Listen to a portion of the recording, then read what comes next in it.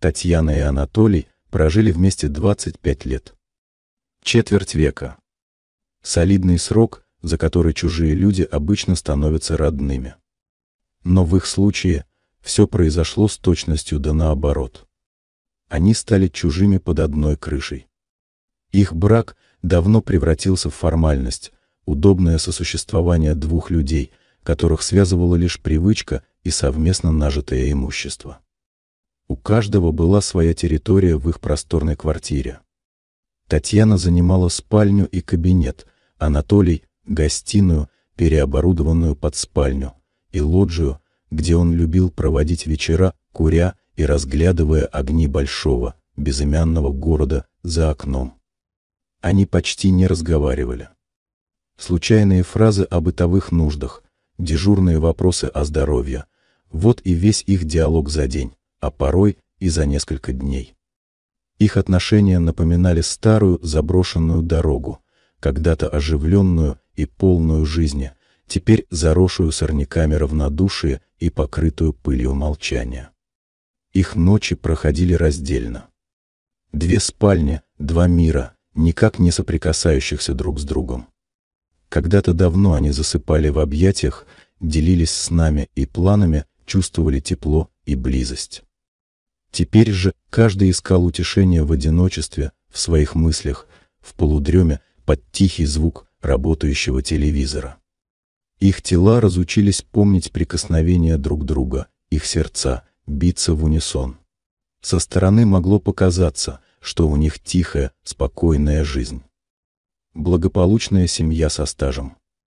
Но за этой внешней благопристойностью скрывалась глубокая пропасть отчуждения. Они жили как соседи, связанные лишь печатью в паспорте. Обоим, казалось, было удобно такое положение вещей. Татьяна ценила свою независимость и покой, Анатолий — свободу от лишних разговоров и выяснений отношений. Они выбрали путь наименьшего сопротивления, путь, который не требовал душевных сил и эмоциональных затрат. Они просто плыли по течению, позволяя годам уносить их все дальше друг от друга. Но под этой кажущейся стабильностью зрело нечто, что вскоре должно было нарушить их хрупкое равновесие. Как трещина на старом фундаменте, которая с каждым днем становится все глубже и шире, их молчаливое сосуществование было готово рухнуть под тяжестью давно похороненных чувств и неожиданных открытий. Никто из них не подозревал, что случайные электронные сообщения станут катализатором болезненных перемен, которые перевернут их устоявшуюся жизнь с ног на голову. Впереди их ждали правда, ложь, слезы и, возможно, призрачный шанс на новую жизнь, порознь или вместе, пока оставалось тайной. Но одно было ясно наверняка — их привычный мир скоро перестанет существовать. Все началось с безобидных вибраций телефона, лежащего на тумбочке возле кровати Анатолия. Поначалу он не обращал на них внимания. Мало ли кто сейчас рассылает ненужную информацию. Но сообщения приходили снова и снова, и их содержание становилось все более странным. Незнакомый номер, без подписи. Короткие фразы, обрывки воспоминаний, словно кто-то пытался нащупать связь с давно ушедшим прошлым. «Помнишь тот дождь?» — гласило одно из первых сообщений. Анатолий нахмурился, пытаясь понять, о каком дожде идет речь. В его жизни было много дождей. Другое сообщение заставило его вздрогнуть, а запах сирени. «Ты тогда подарил мне веточку».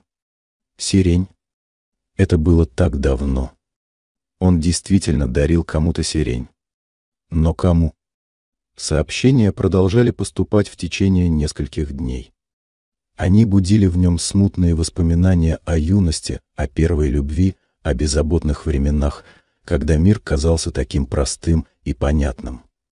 Наши тайные встречи на берегу реки, первый поцелуй под старой липой. Каждое слово отзывалось в нем слабым эхом давно забытых чувств. Анатолий все чаще задумывался о том, кто может быть автором этих таинственных посланий. Неужели кто-то из его давних знакомых решил напомнить о себе спустя столько лет? Но почему так загадочно, без подписи? Татьяна тоже заметила, что Анатолий стал каким-то задумчивым, порой даже рассеянным.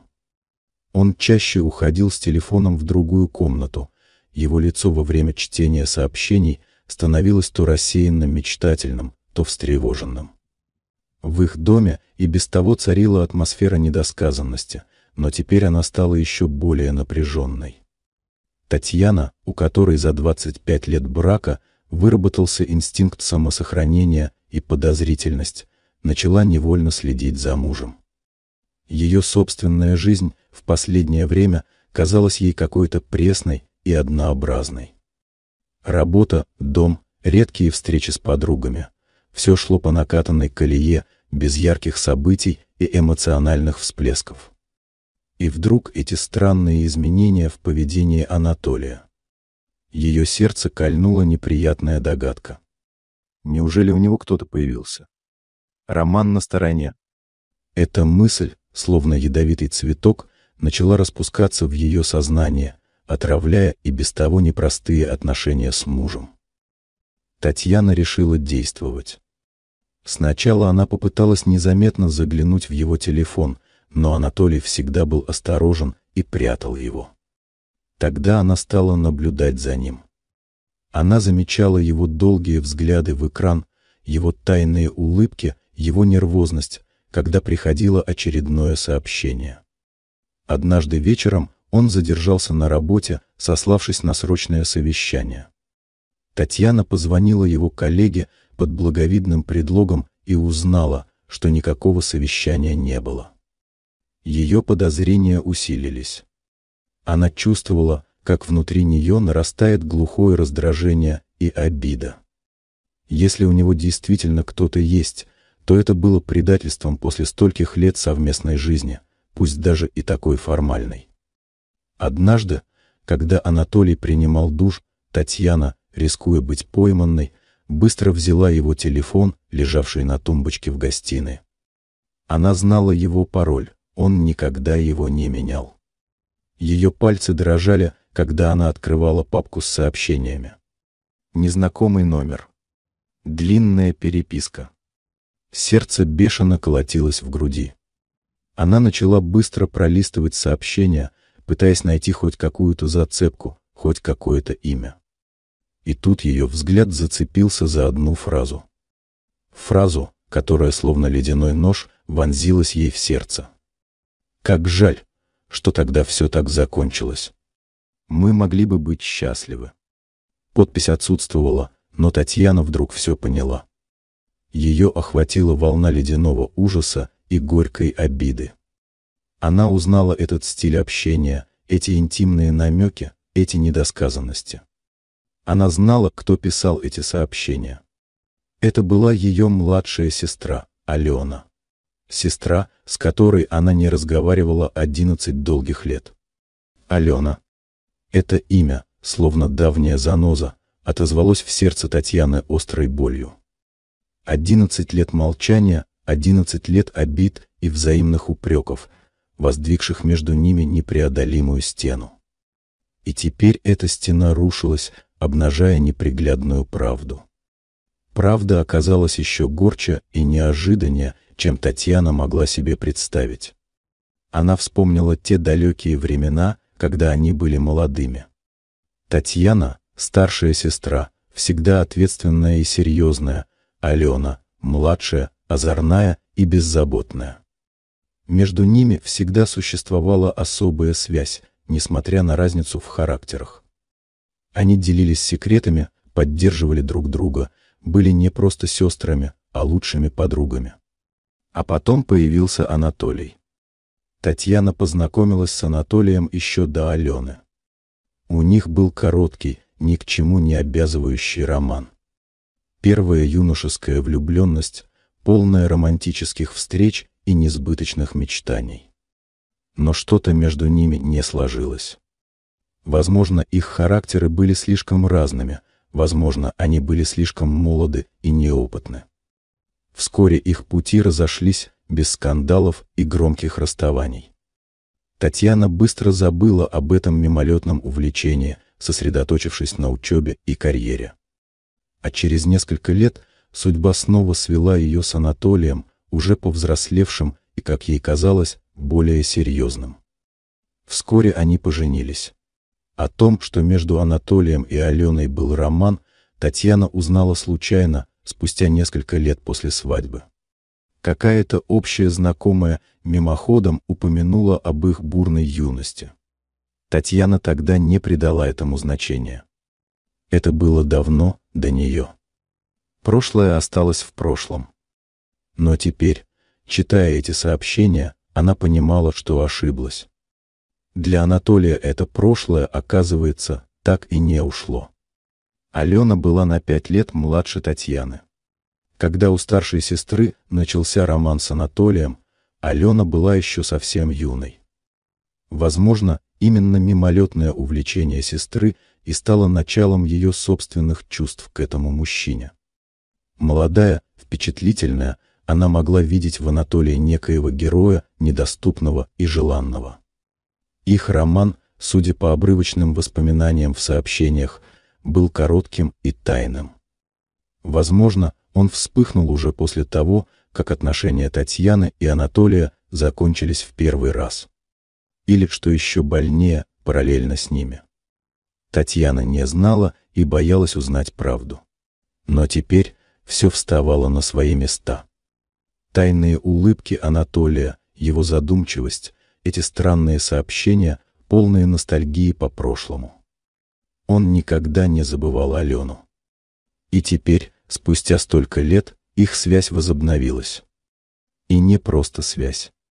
Судя по всему, Анатолий всерьез подумывал о том, чтобы уехать к ее сестре. К ее родной сестре, с которой она столько лет не разговаривала из-за какой-то давней, уже почти забытой ссоры. Какой же мелочной и незначительной казалась теперь эта ссора по сравнению с открывшейся ей правдой. Татьяна сидела в кресле, держа в руках телефон мужа, и ее била мелкая дрожь. В голове пульсировала лишь одна мысль — предательство. Двойное предательство. Мужа и сестры. Самых близких людей. Она чувствовала, как внутри нее поднимается волна гнева, обиды и какой-то дикой, иррациональной боли. Ее брак, который она считала пустой формальностью, оказывается, все еще что-то значил для нее. Иначе почему ей было так больно? Почему ее сердце разрывалось от этой внезапной, оглушающей правды? В тот вечер Татьяна не сказала Анатолию ни слова. Она просто молча вернула ему телефон, стараясь скрыть дрожащие руки и бешено колотящееся сердце. Анатолий, почувствовав ее напряжение, вопросительно посмотрел на нее, но она лишь отвернулась, не в силах вымолвить ни звука. Она притворилась уставшей и ушла в свою спальню, оставив его одного в гостиной, погруженного в свои мысли и, возможно, в ожидании очередного сообщения от Алены. Татьяна провела бессонную ночь. В голове непрерывно крутились обрывки воспоминаний, случайные фразы, прочитанные в телефоне мужа, картины их прошлой жизни, которая теперь представала перед ней в совершенно ином свете. Она пыталась понять, как такое могло произойти, как она могла ничего не замечать столько лет. Неужели их брак всегда был такой фикцией? Неужели Анатолий никогда ее не любил? Наутро Татьяна чувствовала себя разбитой и опустошенной. Но внутри нее зрело твердое решение. Она должна поговорить с Анатолием. Она должна узнать всю правду. Она не могла больше жить в неведении и притворстве. Анатолий сидел на кухне и пил кофе, когда она вошла. Его лицо было спокойным, даже каким-то отстраненным. Он поздоровался и предложил ей чашку кофе, но она отказалась. «Нам нужно поговорить», — сказала Татьяна прямо, ее голос звучал твердо, несмотря на внутреннее волнение. Анатолий отложил чашку и посмотрел на нее с легким удивлением. «О чем?» «О твоих сообщениях», — ответила Татьяна, ее взгляд был прямым и пронзительным. Лицо Анатолия слегка изменилось, на нем мелькнула тень беспокойства. Он отвел взгляд и попытался сделать вид, что не понимает, о чем идет речь. «Какие сообщения?» «Не притворяйся», — сказала Татьяна с горечью. «Я все знаю. О тебе и Алене». Наступила тишина. Анатолий молчал, опустив голову. Он не отрицал. Этим он подтвердил ее самые страшные опасения. «Как давно это?» — спросила Татьяна, ее голос дрожал. Анатолий поднял глаза и посмотрел на нее виновато. «Это было давно. Еще до нашей свадьбы. Короткий роман. Ничего серьезного». «Ничего серьезного?» — с сарказмом переспросила Татьяна. «Тогда почему ты до сих пор переписываешься с ней? Почему эти сообщения полны таких интимных воспоминаний?» Анатолий вздохнул. «Я не знаю. Она написала мне несколько недель назад. Просто вспомнила прошлое. Мы стали переписываться. Это просто ностальгия». «Ностальгия?» В голосе Татьяны звучала боль. «Ты хочешь уехать к ней, не так ли? Я видела твои сообщения». Анатолий снова опустил голову. Он молчал. Его молчание было красноречивее любых слов. Татьяна почувствовала, как ее сердце разбивается на мелкие осколки. 25 лет. 25 лет их совместной жизни оказались ложью. Он никогда ее не любил. Он всегда хранил в своем сердце другую женщину. Ее сестру. «Ты не имел права», — прошептала Татьяна, ее глаза наполнились слезами. «Ты не имел права смотреть на меня все эти годы и думать о ней. Ты украл у меня жизнь». Слезы потекли по ее щекам. Впервые за много лет Анатолий видел ее такой, беззащитной и сломленной. Он попытался что-то сказать, оправдаться, но Татьяна отмахнулась от него рукой. «Уходи», — сказала она тихо, но твердо. «Я не хочу тебя видеть». Анатолий поднялся. Он выглядел растерянным и виноватым. Он молча собрал свои вещи и вышел из квартиры, оставив Татьяну одну в тишине, наполненной ее горькими слезами и обломками их разрушенной жизни. После ухода Анатолия Татьяна долго сидела неподвижно на кухне, словно парализованная.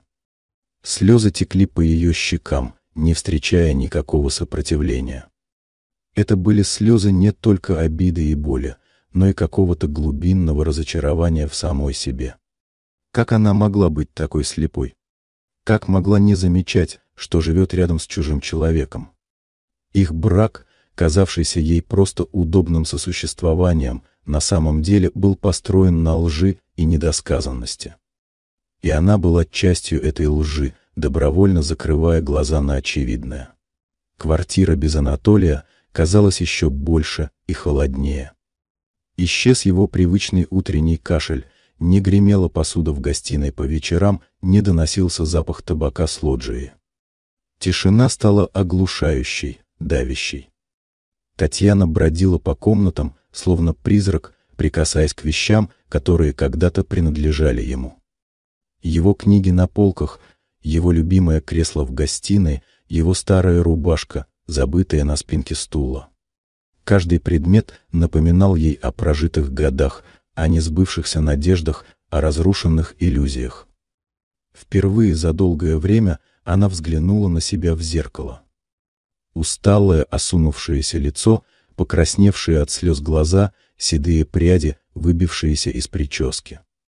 Она увидела не ту уверенную и спокойную женщину, которой всегда себя считала, а сломленную, беззащитную старуху. Ее брак, ее жизнь — все это разбилось, словно старое зеркало, и теперь она видела лишь множество острых, болезненных осколков.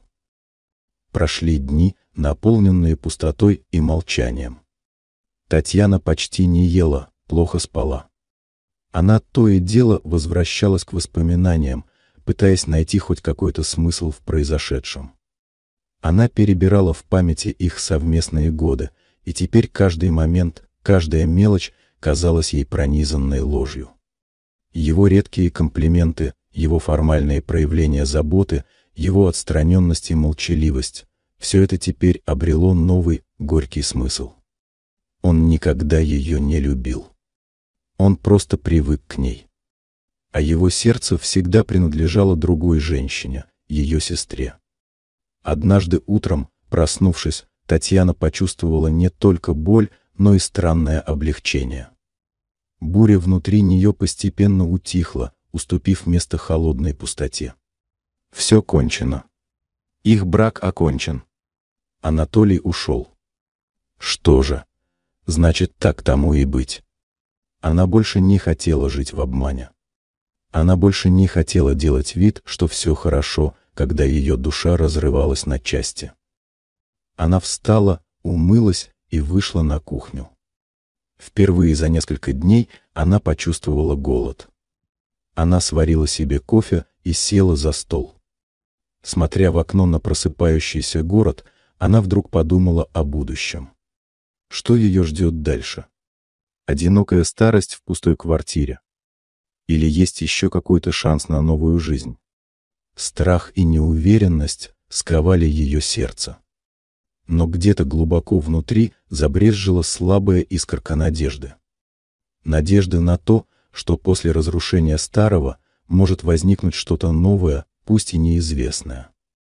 В этот момент она вспомнила об Алене, о сестре, которая стала причиной ее боли. Она испытывала к ней сложную смесь чувств — обиду, гнев, непонимание. Но где-то в глубине души оставалась и прежняя детская привязанность. Они ведь когда-то были так близки. Что стало причиной их ссоры 11 лет назад? Татьяна уже плохо помнила. Какая-то мелочь, недоразумение, оброненное слово. И гордость не позволила ни одной из них сделать первый шаг к примирению. А теперь вот судьба свела их таким болезненным образом. Внезапно ей захотелось написать Алене. Просто написать. Рассказать о том, что произошло. Выплеснуть свою боль и обиду. Но потом она передумала.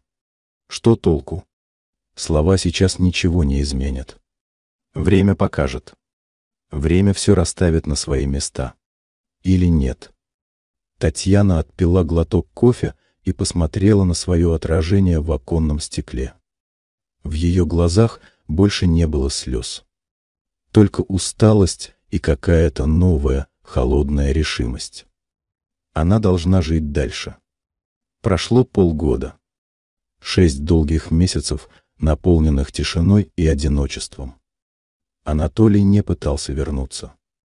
Татьяна не искала встречи с ним. Их общая жизнь окончательно осталась в прошлом, словно стертая из памяти старая запись. Татьяна постепенно приходила в себя. Боль первых месяцев утихла, хотя глубокая рана в сердце все еще давала о себе знать тупой ноющей болью. Она научилась жить одна, справляться с бытовыми проблемами, находить утешение в привычных делах.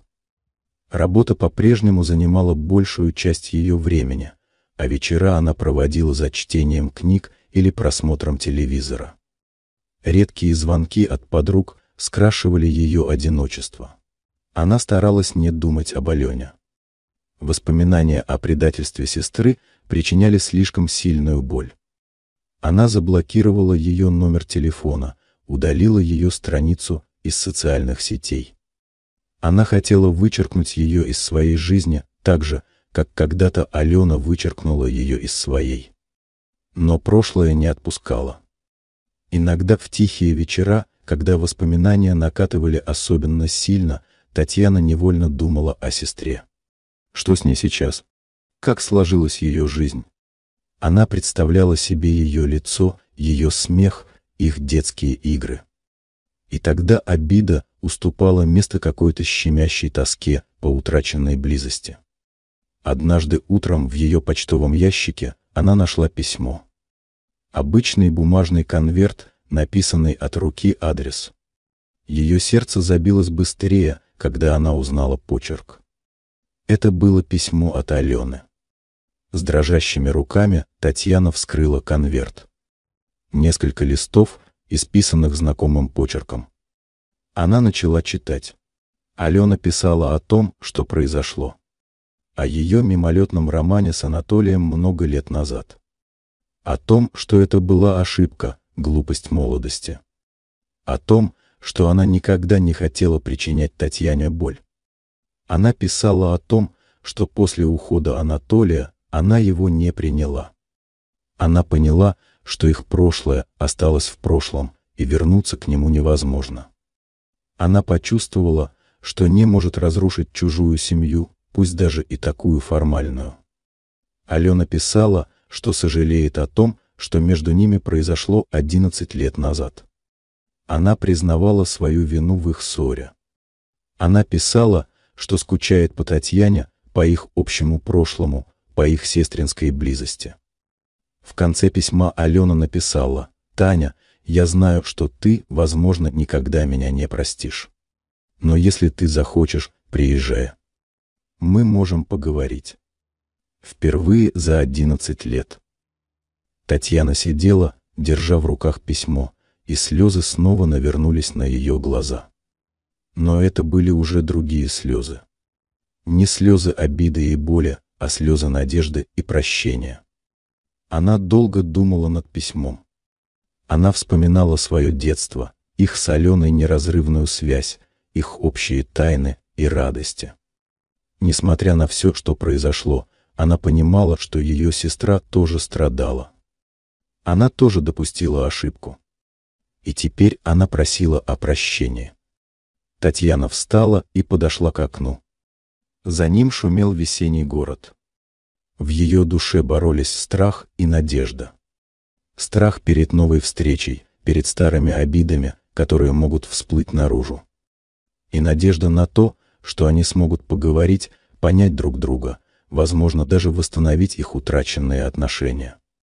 Она приняла решение. Она соберет сумку и поедет к Алене. Что ее там ждет, она не знала. Но она чувствовала, что должна сделать этот шаг.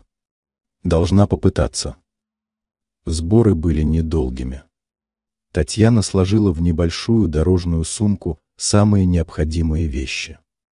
Пока она занималась этим, ее мысли были далеко, в прошлом и будущем, переплетаясь в тревожный клубок. Она вспоминала их с Аленой детство, их игры, секреты, первую любовь. Вспоминала и тот роковой день 11 лет назад, когда между ними вспыхнула ссора из-за какой-то нелепой мелочи, и гордость не позволила ни одной из них сделать шаг навстречу.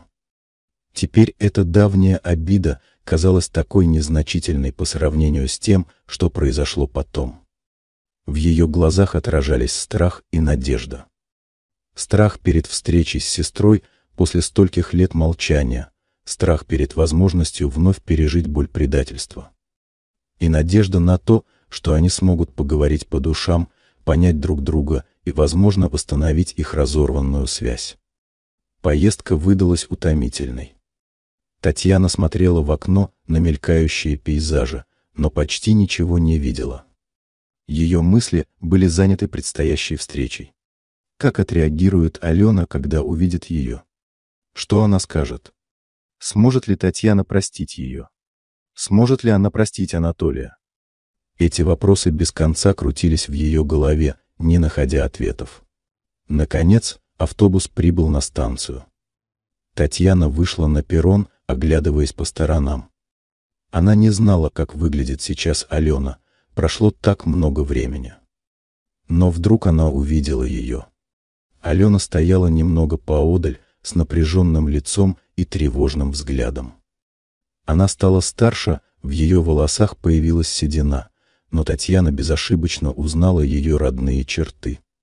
Сестры медленно подошли друг к другу. Наступила неловкая пауза. Они смотрели друг на друга, не зная, что сказать. Наконец, Алена сделала первый шаг. Она обняла Татьяну крепко и заплакала. «Таня, прости меня», — прошептала она сквозь слезы. «Прости за все». Татьяна ответила на объятие. В этот момент все обиды и недоразумения отошли на второй план. Она просто чувствовала, что ее родная сестра рядом, и это было главным. Алена пригласила Татьяну к себе домой. Квартира Алены была небольшой, но уютной. На стенах висели фотографии, на которых были запечатлены их детские годы. Татьяна с грустью и нежностью рассматривала эти пожелтевшие снимки. Они долго сидели на кухне, пили чай и разговаривали.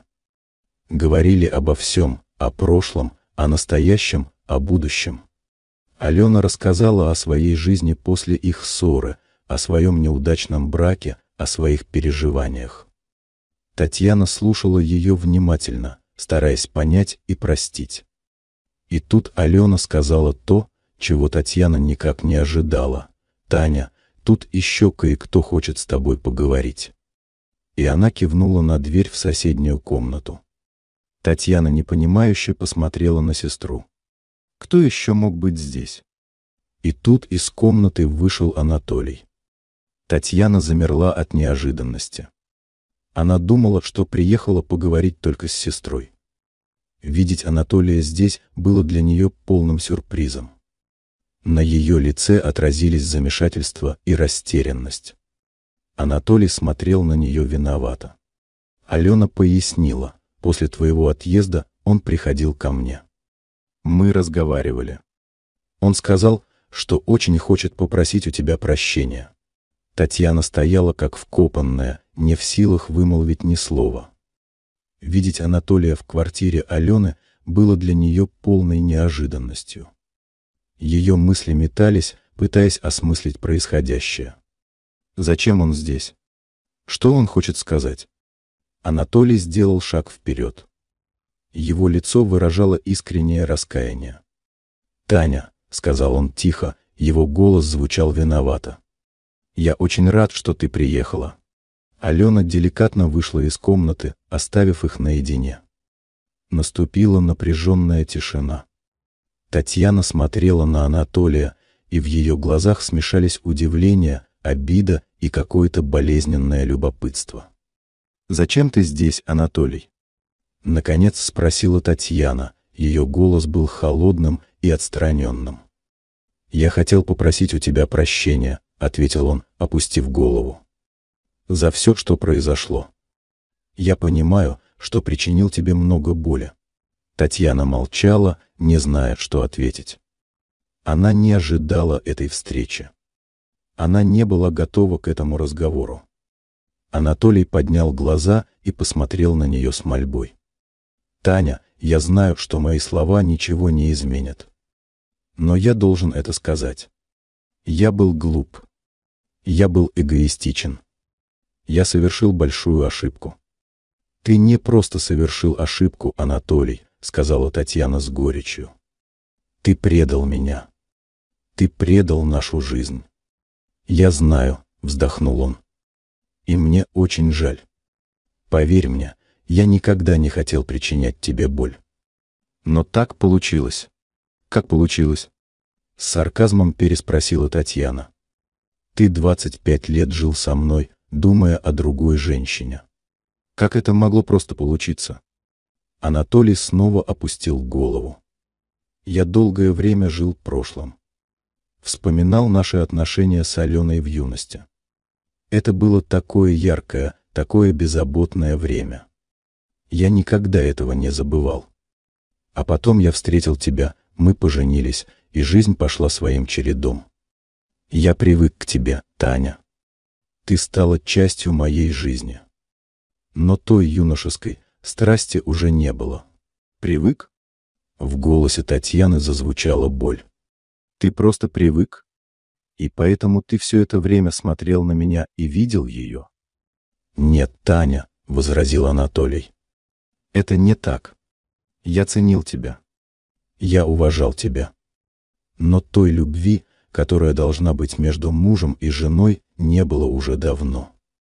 А переписка с Аленой была как возвращение в прошлое, как попытка вновь почувствовать себя молодым и счастливым». В комнату вернулась Алена. Она с тревогой смотрела на сестру. «Таня, Может быть, тебе нужно отдохнуть?» Татьяна покачала головой. «Нет, все в порядке. Я хочу услышать все до конца». Алена села рядом с Татьяной и взяла ее за руку. «Таня, я хочу тебе сказать. После того, как Анатолий ушел от тебя, он приходил ко мне. Он хотел быть со мной. Но я не смогла. Я поняла, что не могу построить свое счастье на чужом несчастье. Наш роман в юности был ошибкой. И я не хочу повторять эту ошибку». Слезы навернулись на глаза обеих женщин. Татьяна посмотрела на сестру и впервые за долгое время почувствовала к ней не только обиду, но и благодарность. Анатолий вздохнул. «Я понимаю. Я все понимаю. Я поступил неправильно по отношению к обеим вам. Я запутался в своих чувствах, в своем прошлом. Простите меня». Он посмотрел на Татьяну. «Таня, я знаю, что ты, возможно, никогда меня не простишь. Но я должен сказать. Я давно уже тебя не люблю. Я просто привык к тебе. И я очень жалею, что не сказал этого раньше. Возможно, тогда все было бы по-другому». С этими словами Анатолий встал и направился к выходу. Он остановился в дверях, бросил последний взгляд на двух плачущих женщин и ушел, оставив их одних в тишине, наполненной болью, раскаянием и надеждой на какое-то неопределенное будущее. Анатолий ушел, и его уход оставил после себя не пустоту, а сложную смесь чувств. Две женщины, каждая со своей болью, остались одни в маленькой кухне. Слезы текли по их щекам, но это были слезы разного рода. Алена плакала от чувства вины за то, что невольно стало причиной разрушения сестринской и семейной связи. Ее чувства к Анатолию были давно похоронены под толстым слоем лет, и возрожденная переписка лишь на мгновение воскресила призрак юношеской влюбленности. Она не хотела рушить чужую жизнь, а сейчас понимала, что именно это и сделала. Татьяна плакала от осознания, что ее брак был лишь фикцией, а ее муж жил рядом с ней, думая о другой. Привычка оказалась страшнее любви, а одиночество страшнее потери. Ее мир, который и так был зыбким, теперь рухнул окончательно, и она осталась на его обломках. Алена сделала шаг к Татьяне, вытирая слезы. «Я так виновата перед тобой, Таня. Я не должна была отвечать ему. Я не должна была давать ему надежду. Я не думала, что все зайдет так далеко». Татьяна подняла голову и посмотрела на сестру. Ее глаза были опухшими и красными, но в них уже не было прежнего гнева. Только горькая усталость и печаль. «Ты не виновата, Алена. Это наша вина. Его вина. Мы все жили в иллюзиях. Я думала, что у меня есть семья, а он думал, что у него есть прошлое. Мы все застряли во времени, и только сейчас смогли из него выбраться». Они обнялись. Это объятие было не таким, как в первый раз на вокзале. Оно было теплым, искренним и полным глубокого понимания. Они плакали вместе, оплакивая не только их разрушенные жизни, но и свою потерянную дружбу. Алена сняла с плиты чайник, налила себе и Татьяне по кружке чая, и они сели за стол. «Он всегда был таким, немного мечтателем», — сказала Алена. «Всегда жил в своих мыслях. Мы с тобой были его реальностью, но его сердце всегда было где-то далеко. Я его не приняла не только потому, что не хотела рушить твою семью. Я поняла, что он все еще ищет ту, что была в его юношеских мечтах, а это была не я. Это был лишь призрак, лишь воспоминание». Татьяна слушала ее внимательно, понимая, что в словах сестры есть доля правды. Анатолий не хотел быть один, он хотел вернуться в прошлое, где он был молод, счастлив и полон надежд. А Алена была для него лишь ключом к этому прошлому. «Но как же ты?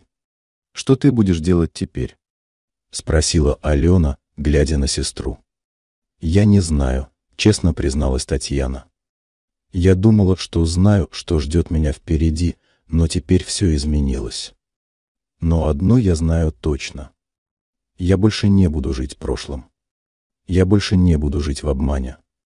Я буду жить своей жизнью, какой бы она ни была». В тот вечер две сестры впервые за много лет поговорили по-настоящему. Они говорили о своих страхах, о своих надеждах, о своих ошибках. Они снова стали родными, а их давняя ссора казалась им теперь такой нелепой и незначительной. Они нашли друг в друге утешение и понимание. Они поняли, что их связь, которая была разорвана на долгие годы, теперь стала еще прочнее. И что бы ни случилось дальше, они никогда больше не отпустят друг друга. Следующие несколько дней, проведенные в квартире Алены, стали для Татьяны временем исцеления. Она впервые за долгое время почувствовала себя по-настоящему живой. Они с сестрой много гуляли по городу, вспоминали детство, обсуждали планы на будущее. Алена показывала ей свои любимые места, рассказывала о своей жизни. Татьяна, в свою очередь, делилась своими переживаниями, страхами, но в то же время и своей надеждой на что-то новое. Она увидела в своей сестре не ту легкомысленную девушку, какой она ее запомнила, а сильную, мудрую женщину, которая тоже пережила много боли и разочарований. Алена была для нее не просто сестрой, а настоящим другом, который понимал ее без слов, который мог дать ей совет и поддержку. Татьяна постепенно приходила в себя. Она почувствовала, как ее душа, которая была долгое время заперта в клетке обид и разочарований, теперь обретала свободу. Она перестала думать о прошлом, о своей разрушенной семье, о предательстве мужа. Ее мысли были сосредоточены на настоящем, на том, что она может сделать сейчас, чтобы изменить свою жизнь. Она поняла, что ее брак с Анатолием был не только его ошибкой, но и ее. Она тоже не пыталась сохранить их отношения, не пыталась поговорить с ним, когда они отдалялись друг от друга. Она тоже жила в своем мире, не обращая внимания на то, что происходит рядом с ней. Она поняла, что они оба были виноваты в том, что их брак превратился в формальность. Татьяна не вернулась в свою пустую квартиру. Она осталась у Алены, чтобы помочь ей с ремонтом, который Алена давно планировала. Они вместе выбирали обои, мебель, шторы. Это было для них обоих не просто обновлением квартиры, а символом начала новой жизни. Однажды, когда они сидели на кухне, Татьяна сказала: «Знаешь, Алена, я думаю, что Анатолий сделал нам обеим большое одолжение. Он разрушил наши иллюзии и заставил нас посмотреть правде в глаза. Он дал нам шанс начать все сначала». Алена улыбнулась. «Возможно, ты права, Таня. Мы ведь никогда не думали, что сможем снова быть вместе. А теперь посмотри на нас. Мы снова родные». Татьяна почувствовала, как ее сердце наполняется теплом. Она поняла, что одиночество не так страшно, когда рядом есть близкий человек, который тебя любит и понимает. Она поняла, что ее жизнь только начинается, и она может сделать ее такой, какой она хочет. Она решила, что не будет возвращаться в свою старую квартиру. Она продаст ее, а деньги потратит на путешествие. Она всегда мечтала увидеть мир, но никогда не решалась осуществить свою мечту. Теперь у нее не было никаких ограничений. Решение было принято. Продать квартиру, которая когда-то была ее крепостью, а теперь стала символом ее одиночества, оказалось не таким уж и сложным. Татьяна почувствовала, как с ее плеч свалился огромный груз. Она упаковала вещи, которые ей были дороги, и перевезла их к Алене. За вырученные от продажи квартиры деньги Татьяна купила билет на самолет. Она решила отправиться в путешествие, не имея четкого плана или маршрута. Она хотела просто ехать, куда глаза глядят, слушать свое сердце и находить новые смыслы в жизни. Алена поддерживала ее в этом решении, понимая, что сестре необходимо время, чтобы обрести себя. Прощание было теплым и немного грустным. Сестры обнялись, и обе почувствовали, что их связь теперь стала еще крепче. «Звони мне, пиши», — сказала Алена, вытирая слезу. «Я буду ждать тебя». Татьяна улыбнулась. «Обязательно. И ты береги себя. Я тебя люблю». Ее путешествие началось. Она побывала в разных городах, видела множество красивых мест, знакомилась с новыми людьми. Она ходила в музеи, бродила по узким улочкам, сидела в маленьких кафе, наблюдая за прохожими. Она читала книги, слушала музыку, писала дневник. Впервые за долгое время она почувствовала себя свободной. В ее дневнике она писала о своих чувствах, о своих мыслях, о своих открытиях. Она писала о том, что ее одиночество — это не приговор, а просто состояние. Она писала о том, что ее жизнь — это не просто существование, а приключение, которое она может сделать таким, каким хочет. В одном из городов она познакомилась с мужчиной, который был примерно ее возраста. Он был вдовцом и тоже путешествовал в одиночестве. Они много разговаривали, делились своими историями, своими переживаниями. Татьяна почувствовала, что она не одна. Рядом с ней был человек, который ее понимал, который ее слушал, который ее поддерживал. Но она не торопилась. Она не хотела повторять своих ошибок. Она не хотела вступать в новые отношения, пока не разберется в себе. Она хотела быть честной не только с этим мужчиной, но и с самой собой. Она продолжала путешествовать, а он остался в том городе, где они встретились. Они обменялись телефонами и договорились, что будут звонить друг другу. Татьяна чувствовала, что это было правильно. Она не нуждалась в мужчине, чтобы быть счастливой. Она нуждалась в себе. Ее путешествие продолжалось около полугода. За это время Татьяна изменилась. Она стала более открытой, более уверенной в себе, более жизнерадостной.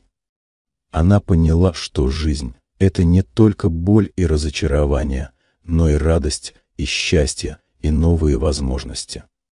Она нашла в себе новые силы, новые таланты. Она начала рисовать.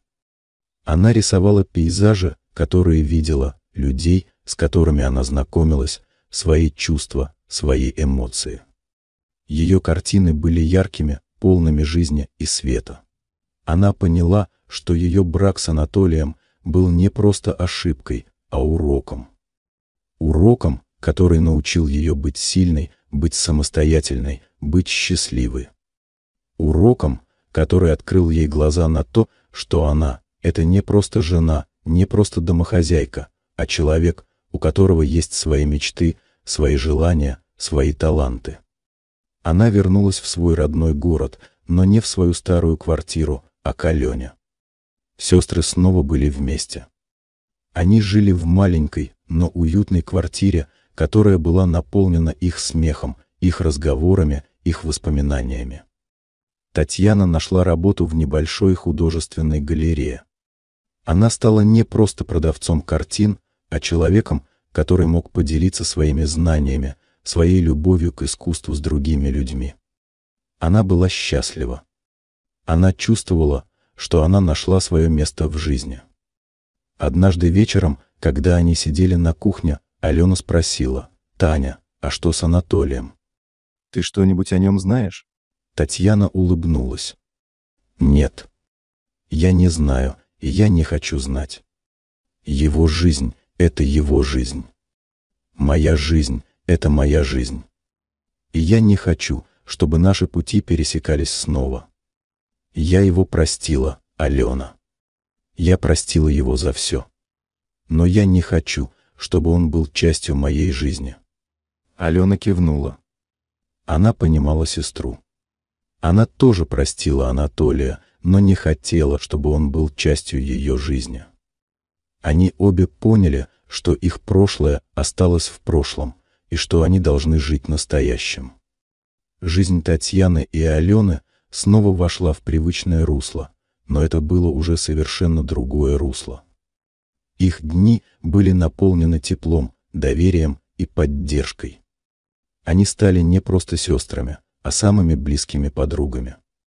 Татьяна работала в галерее, занималась живописью, посещала различные курсы. Алена открыла свой небольшой бизнес, о котором давно мечтала. Они часто сидели на кухне, пили чай и разговаривали о своих планах, о своих успехах, о своих неудачах. Они делились своими страхами, своими надеждами, своими мечтами. Они знали, что могут доверять друг другу. Татьяна не забыла о том мужчине, с которым она познакомилась в путешествии. Они продолжали общаться по телефону. Он был для нее не просто другом, а человеком, который ей очень дорог. Они не строили никаких планов на будущее, не торопились. Они просто наслаждались общением, наслаждались тем, что они нашли друг друга. Однажды, когда они разговаривали по телефону, он сказал: «Таня, я думаю, что мне нужно к тебе приехать. Я хочу тебя увидеть». Татьяна была очень рада. Она понимала, что она готова к этой встрече.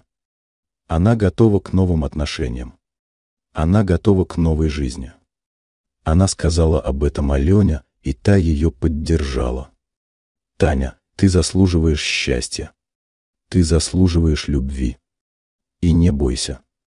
Это будет совсем другая любовь. Не такая, как у тебя была с Анатолием. Это будет искренняя, настоящая любовь».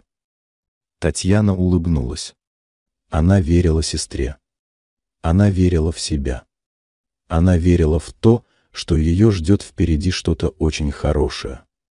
Она поняла, что ее жизнь — это не просто существование, а приключение, которое она может сделать таким, каким хочет. Она поняла, что ее одиночество — это не приговор, а просто состояние. И она может изменить это состояние. Она может найти способ, как быть счастливой. Она поняла, что ее жизнь продолжается, и она должна наслаждаться каждым ее моментом. Она поняла, что она не одинока. У нее есть Алена, у нее есть друзья, которые ее любят и поддерживают. И у нее есть мужчина, который ее любит и ждет. Однажды, когда Татьяна и Алена возвращались домой из магазина, они увидели Анатолия. Он стоял у подъезда, смотрел на их окна. Он стал выглядеть старше, уставшим. Его глаза были потухшими. Татьяна и Алена замерли от неожиданности. Они не знали, что делать. Впервые за долгое время они увидели своего бывшего мужа и бывшего возлюбленного. Анатолий заметил их. Он подошел к ним, его лицо было виноватым. «Таня, Алена», — сказал он, его голос был тихим и неуверенным. «Я хотел с вами поговорить». Татьяна посмотрела на него без каких-либо эмоций. Она чувствовала, что у нее больше нет к нему ни гнева, ни обиды. Только равнодушие. «О чем ты хочешь поговорить, Анатолий?» — спросила Алена. «Я хотел узнать, как вы», — ответил он. «И я хотел попросить прощения. Еще раз. За все. Я знаю, что поступил неправильно. Я жалею о том, что произошло». Татьяна посмотрела на него и сказала: «Анатолий, ты простил себя. Вот что сейчас важно. Мы обе давно тебя простили. Но это не значит, что мы хотим, чтобы ты был частью нашей жизни. Мы живем своей жизнью, а ты своей. Я желаю тебе только добра. Но прошлое осталось в прошлом». Слова Татьяны прозвучали твердо и уверенно. В ее глазах не было ни злобы, ни презрения. Только спокойствие и мудрость. Анатолий понял, что он больше не имеет власти над их жизнями. Он понял, что они стали другими. Они стали сильными, независимыми, счастливыми. А он остался один. Он кивнул, повернулся и ушел, оставив двух женщин одних на улице. Татьяна и Алена посмотрели друг на друга и улыбнулись. Они поняли, что этот момент стал для них символом прощания с прошлым. Они закрыли последнюю главу своей старой жизни и открыли новую. Прошел еще год. Татьяна и Алена жили вместе. Их квартира была наполнена смехом, теплом, уютом. Они были счастливы. Татьяна встретила своего друга-путешественника, и они начали встречаться. Их отношения были искренними, теплыми, полными взаимопонимания. Они не торопились, не строили планов на будущее. Они просто наслаждались каждым моментом, проведенным вместе. Они путешествовали вместе, открывая для себя новые места, новых людей, новые чувства. Татьяна продолжала рисовать, и ее картины стали пользоваться успехом. Она открыла свою небольшую выставку, и ее картины покупали. Она чувствовала себя не только счастливой, но и реализованной. Алена тоже была счастлива. Ее бизнес процветал. У нее появились новые друзья, новые увлечения. Она поняла, что ее жизнь — это не только работа, но и радость, и счастье, и любовь. Однажды вечером, когда они сидели на кухне, Татьяна сказала: «Знаешь, Алена, я так рада, что все так получилось. Если бы не то, что произошло, я бы никогда не нашла себя. Я бы никогда не нашла тебя. Я бы никогда не нашла свой путь». Алена улыбнулась. «Я тоже, Таня. Я тоже так рада. Наше прошлое было ошибкой, но оно привело нас сюда. К нашему счастью. И я не жалею ни о чем». Татьяна улыбнулась в ответ. Она поняла, что ее жизнь — это не просто существование, а приключение, которое она может сделать таким, каким хочет. Она поняла, что ее одиночество — это не приговор, а просто состояние. И она может изменить это состояние. Она может найти способ, как быть счастливой. Она поняла, что ее жизнь продолжается, и она должна наслаждаться каждым ее моментом. Она поняла, что она не одинока. У нее есть Алена, у нее есть друзья, которые ее любят и поддерживают. У нее есть мужчина, который ее любит и ждет. И у нее есть она сама, которая любит и уважает себя.